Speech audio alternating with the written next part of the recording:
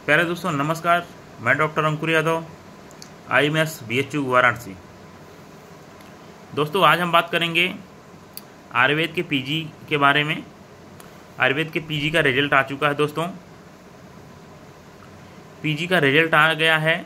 बहुत सारे बच्चे क्वालिफाइड हैं, बहुत सारे बच्चे एडमिशन लेना चाहते हैं, बहुत सारे बच्चे क्वालिफाइड हैं, प्राइवेट कॉलेज मिल रहा है नहीं लेते हैं क्योंकि उनके पास पैसे का अभाव होता है। जो प्राइवेट कॉलेज से BMS कर लेता है और फिर PG में घर वाले उतना सपोर्ट नहीं कर पाते हैं क्योंकि 15-20 लाख लग चुका होता है। तो प्यारे दोस्तों, जो भी सिलेक्शन हुआ है जिसका, अगर नहीं हुआ है तो घबराना नहीं है। आप प्रैक्टिस पे फोकस करिए, जितना जल्दी हो सके कोई एक अच्छा डॉक्टर पकड़ के, अच्छे डॉक्टर के यहाँ रह के उनके असिस्टेंट बन के काम करिए अच्छे से। 4-6 महीना, साल भर आप काम करिए, फिर अपना सेंटर डाल दीजिए। आयुर्वेद में एक समस्या है।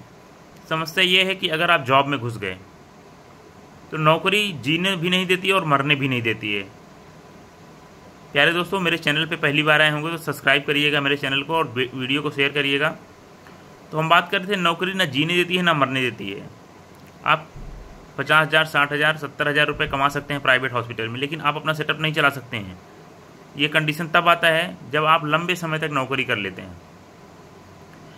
तो जितना जल्दी हो सके प्यारे दोस्तों, उतना जल्दी आप अपना सेटअप डालिए और अपने सेटअप पे काम करिए। घबराना नहीं है।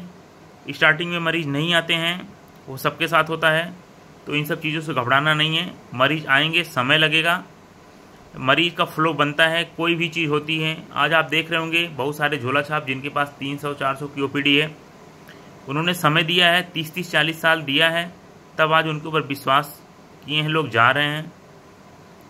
और स्पेसिफिक प्रैक्टिस करिए, किसी एक डिपार्टमेंट को पकड़ के उसका प्रैक्टिस करिए, चाहे डर्मा हो, गायनी हो, पीडिया हो, एक चीज़ का प्रैक्टिस करिए प्यारे दोस्तों।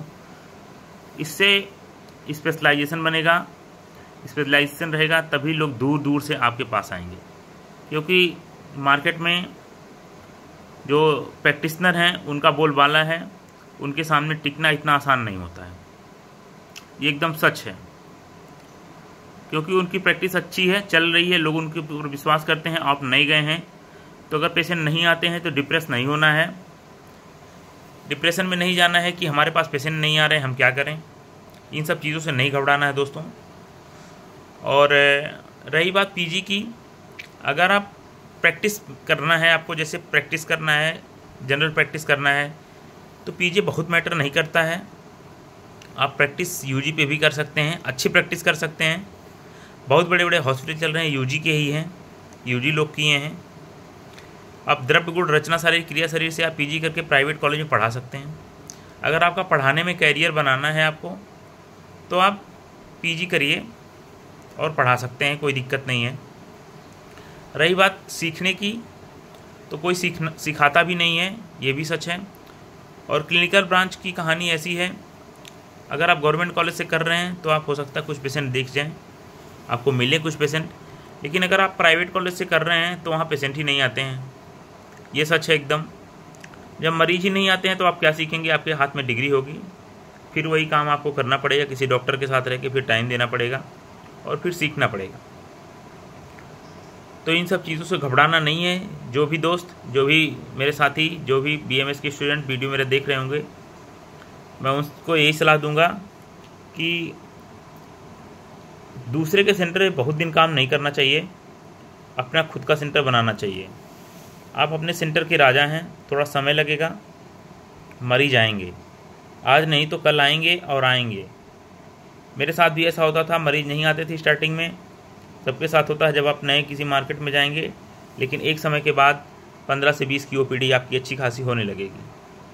तो 15 से 20 की OPD अगर इस एज में हो रही है आपकी 1-2 साल की प्रैक्टिस में, तो आने वाले 2-4-6 साल में अगर आप देंगे तो 100+ की OPD हो जाएगी। तो उससे घबराना नहीं है दोस्तों।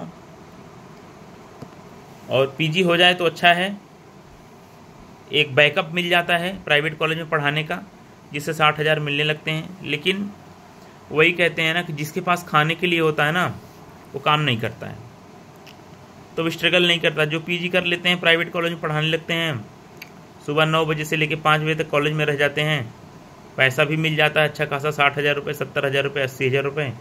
फिर वो प्रैक्टिस की तरफ ध्यान नहीं देते हैं, वो प्रैक्टिस तो टाइम ही नहीं दे पाते हैं कि प्रैक्टिस चले उनकी।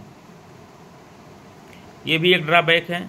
बहुत सारे लोग हैं जो कॉलेज में पढ़ा रहे हैं और प्रैक्टिस नहीं कर रहे हैं, बाद में एट लास्ट 2-4 साल बाद ऐसा होता है कि उनको पढ़ाना ही होता है, फिर उनके पास कोई ऑप्शन नहीं बचता है। प्यारे दोस्तों, और जो भी स्टूडेंट, बहुत सारे बच्चे मैसेज करते हैं डिप्लोमा करने के लिए, बीएचयू का डिप्लोमा कर लें, तो मैं आपको बता दूं बीएचयू का डिप्लोमा कोई भी डिप्लोमा रजिस्टर्ड नहीं है।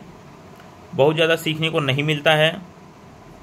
रेडियोलॉजी में लोग जो कर रहे हैं बताते हैं कि अच्छा खासा पैसा मिलता है रेडियो करने के बाद, लेकिन अब आयुर्वेद में लोग झूठ भी बहुत बोलते हैं,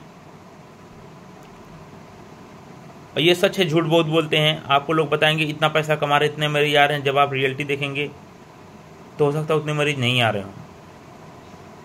बहुत सारे लोगों के साथ ऐसा होता होगा, देखते होंगे कि ऐसे बता रहे थे, लेकिन ऐसा नहीं है। और डिप्लोमा में टाइम वेस्ट करने का कोई मतलब नहीं है, क्योंकि जो पहले चीज़ें थी सीखने में मिलता था, अब वो सब चीज़ें नहीं हैं, उतना सीखने को नहीं मिलता है।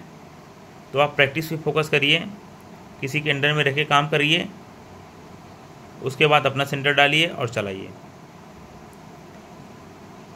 प्यारे दोस्तों, अगर कोई दिक्कत हो रही है कुछ भी रिलेटेड, अगर मैं आपका सहयोग कर सकता हूं तो आप हमें इंस्टाग्राम, यूट्यूब पे मैसेज कर सकते हैं। यूट्यूब पे मैसेज करेंगे, हम आपके मैसेज का रिप्लाई करेंगे। और वीडियो सही लगे तो वीडियो को शेयर करिएगा दोस्तों, चैनल को सब्सक्राइब करिएगा। बहुत बहुत धन्यवाद।